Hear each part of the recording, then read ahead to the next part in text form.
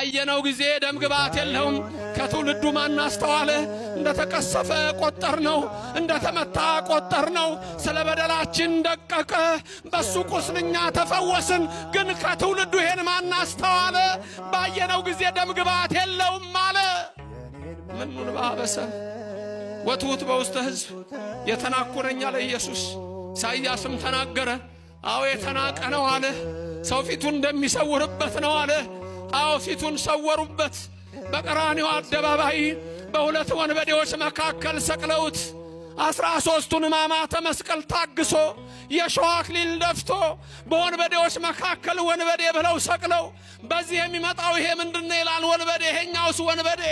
በዚህም በግራም የሚመጣው ይጠይቃል ይሄ ምንድነው ወንበዴ፣ መሃሉስ ከዛ ምን ይለያል ይላሉ።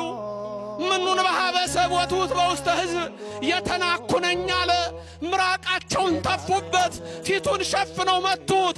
ባየነው ጊዜ ደም ግባት የለውም አለ። ዛሬም እንዲሁ በተለያዩ እምነቶች ኢየሱስ አምላክ አይደለም በሚል ተክዷል። ፈጣሪ አይደለም ተብሏል። አማላይ ተብሎ፣ ነቢይ ተብሎ፣ ፍጡር ተብሎ ለስም አጠራሩ ክብር ምስጋና ይግባው ክደውታል። ባየነው ጊዜ ደም ግባት የለውም አለ ለነሱ። ለእኔና ለእናንተ የተዋህዶ ልጆች ግን ባየነው ጊዜ ደም ግባት አለው። የድንግል ልጅ ኢየሱስ እሱ አምላክ ነው፣ የአማልክት አምላክ ነው። እሱ ጌታ ነው፣ የጌቶች ጌታ ነው። እሱ ንጉሥ ነው፣ የነገሥታት ንጉሥ ነው። ለስም አጠራሩ ክብር ምስጋና ይግባው። የኔና የናንተ አምላክ አይለወጥም። ዕብራውያን ላይ ጳውሎስ ሐዋርያ በምዕራፍ 13 ቁጥር 6፣ 7፣ 8 ላይ ልዩ ልዩ በሆነ በእንግዳ ትምህርት አትወሰዱ አለና ምን አለ? ኢየሱስ ክርስቶስ ትናንትናም ዛሬም ለዘላለምም ያው ነው አለ።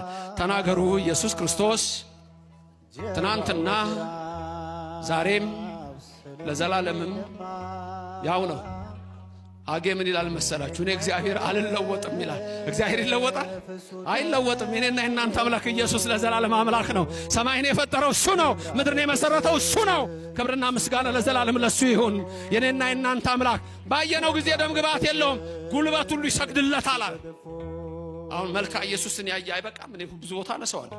መልካ ኢየሱስን ስንሰግድለት ለኢየሱስ ስንጀምር ገና ሰላም ለዝክረ ስምከ ብለን ነው የምንጀምረው። ተመልከቱ። ያውን በቃ ሁሉ ጊዜ ያለ ለስም አጠራር ለስምህ መታሰቢያ እሰግዳለሁ። ለስዕርተ ርእስከ እንላለን። ለርእስከ ለገጽከ ለቀራንብትከ ለአይንቲከ እንቀጥላለን።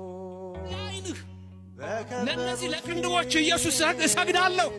ባየነው ጊዜ ደም ግባት አለው። የኔና የናንተ አምላክ በተዋህዶ ቤተ ክርስቲያን በዚህ ቅድስት የተዋህዶ እምነት ውስጥ አዎ ለቀራንብትከ ለአይንቲከ ለአዛኒከ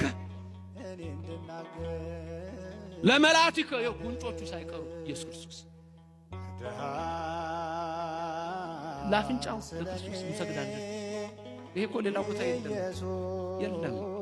ለአናፊከ ለአፉከ ለአፍህ ሰግዳለሁ። ለአስናኒከ ለጥርስህ ኢየሱስ ሰግድልሃለሁ። የት ነው ያለው? ይሄ በኦርቶዶክስ ብቻ እንጂ። ክብርና ምስጋና ለእግዚአብሔር ይድረሰው። እኔና እናንተ ነን ይሄ ክብር ያለን። እኔና እናንተ ነን ይሄ ክብር ያለን። ይሄንን ወቁት። ልዩነቱን እንድታውት ፈልጋለሁ። የኦርቶዶክስና የክደት እምነትን ልዩነት መጽሐፍ ቅዱስ የሚያዘው የሚፈጸምባት